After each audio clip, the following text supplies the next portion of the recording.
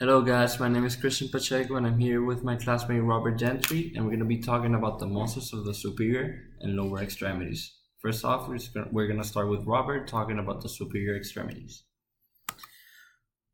All right, so the first section of the superior extremity that we're going to do is muscles moving the humerus. We're going to start off with coracobrachialis. Its function is the flexing and adducting of the arm. Its origin is the scapula, and insertion point is the humerus. Next, we have the pectoralis major. This flexes, adducts, and rotates the arm medially. Its origin is the clavicle and the 6 upper ribs. Its insertion point is the humerus. After that, we have the teres major, which adducts and extends and rotates the arm medially as well. Its origin is the scapula, and insertion point is the humerus. After that, we have the teres minor, which rotates the arm laterally and adducts the arm as well. Its origin is the scapula, and its insertion point is the humerus. Next, we have the deltoid.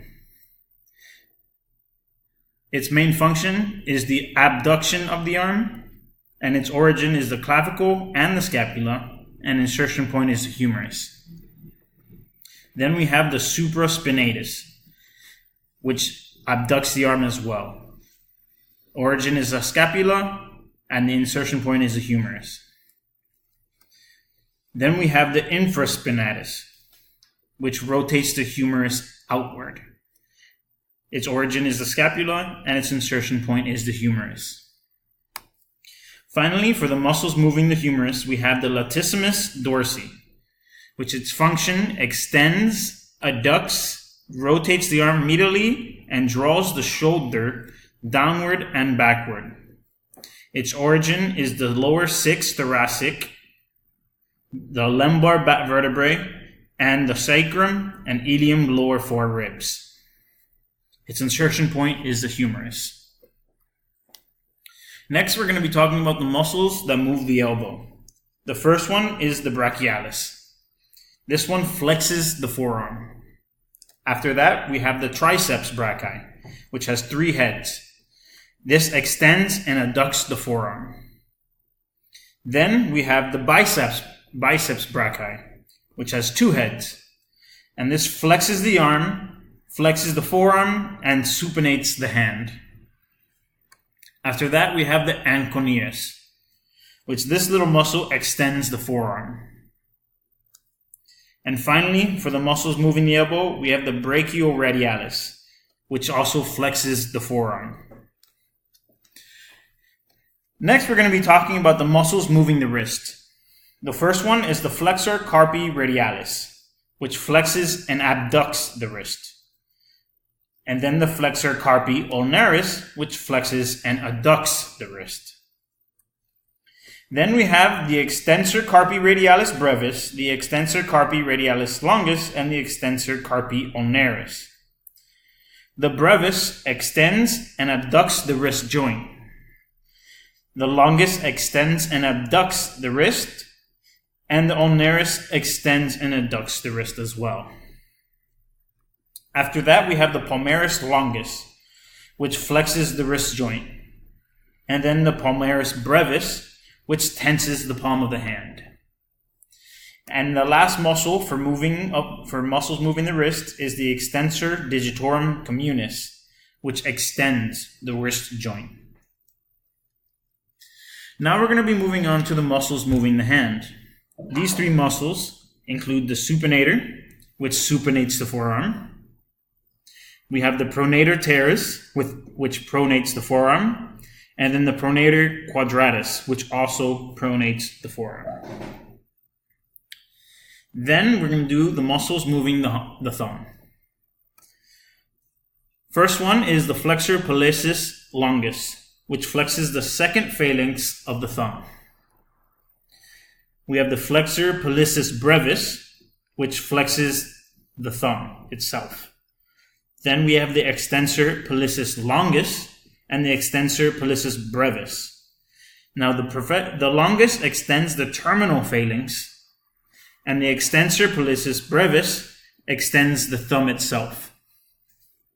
The adductor pollicis adducts the thumb, and the abductor pollicis longus abducts and extends the thumb, and the adductor pollicis brevis also abducts the thumb. Finally, for the muscles moving the thumb, we have the opponens pollicis, which flexes and opposes the thumb. Now, the last muscle group we're gonna go over is the muscles moving the fingers themselves. First one is the flexor digitorum profundus, which flexes the terminal phalanx.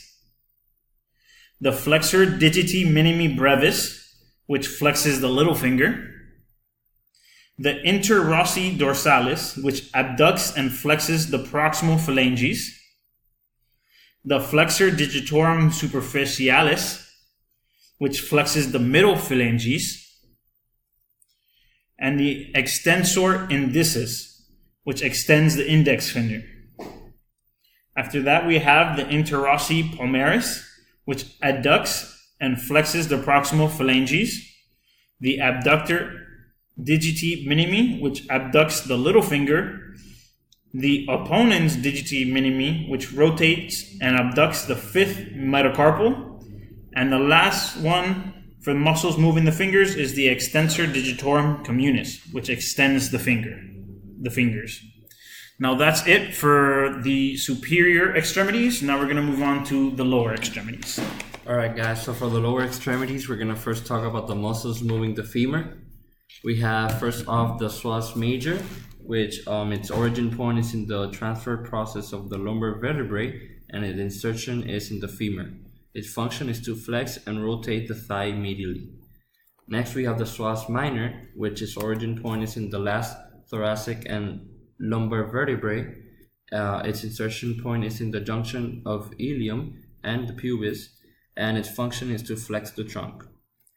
We have the iliacis, which its origin point is the last thoracic and lumbar vertebrae, and it inserts in the junction of the ilium and pubis. Its function is to flex and rotate the thigh medially. We also have the gluteus maximus, which it origins in the ilium, sacrum, and coccyx, and it inserts in the facial lata and the gluteal ridge. Its function is to extend, rotate the thigh laterally as well.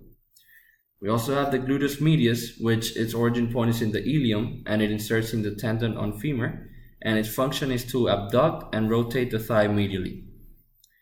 Next up, we have the gluteus minimus, which its origin point is in the ilium, and it inserts in the femur, and its function is to abduct and rotate the thigh medially.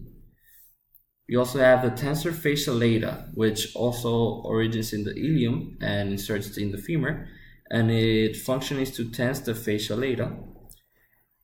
Next up, we have the abductor brevis, which it origins in the pubis and inserts in the femur, and its function is to abduct and rotate the thigh. Next up, we have the adductor magnus, which its origin is in the ischiopubic ramus, and it inserts in the femur as well. Functions are to adduct and extend the thigh. Next up, we have the obturator externus, which its origin is in the ischiopubic ramus as well, and it inserts in the femur, and its function is to rotate the thigh laterally.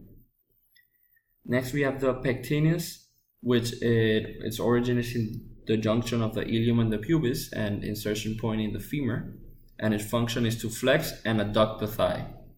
Last but not least, for the muscles moving the femur, we have the adductor longus, which its origin is in the crest and symphysis of the pubis, and its insertion point is in the femur. Its function is to adduct and rotate and flex the thigh. Now we're going to be moving on to the muscles moving the knee joint.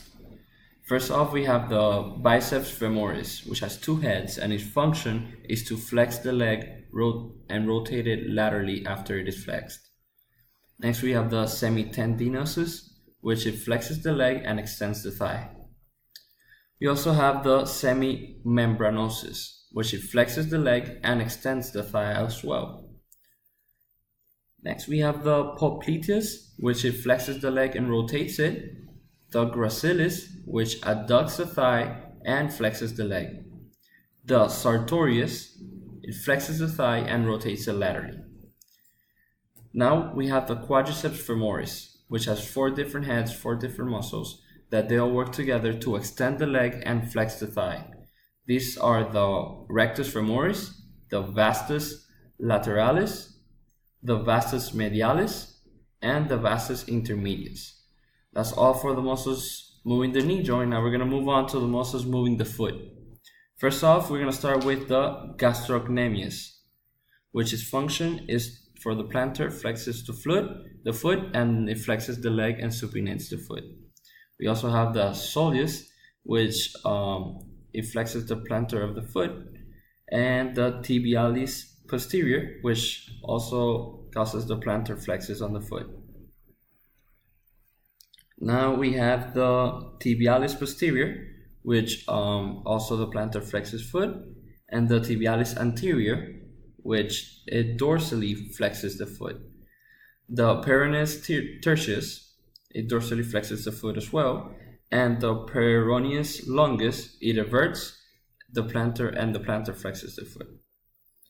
The peroneus brevis, it everts the foot, and last but not least, the plantaris, it flexes the plantar of the foot. Last but not least, we're going to be talking about the muscles that move the toes per se. And first off, we have the flexor hallucis brevis, which its function is to flex the great toe. Next, we have the flexor hallucis longus, which also helps in the flexion of the great toe. We also have the extensor hallucis longus, which extends the great toe and it dorsiflexes the ankle. We also have the interossei dorsalis, which abducts and flexes the toes, and the flexor digitorum longus, which flexes the toes and extends the foot. The extensor digitorum longus extends the toes. The abductor hallucis abducts and flexes the great toe. And last but not least, the abductor digiti minimi abducts the little toe. Thank you guys for listening. This is all our presentation. Have a nice one, guys.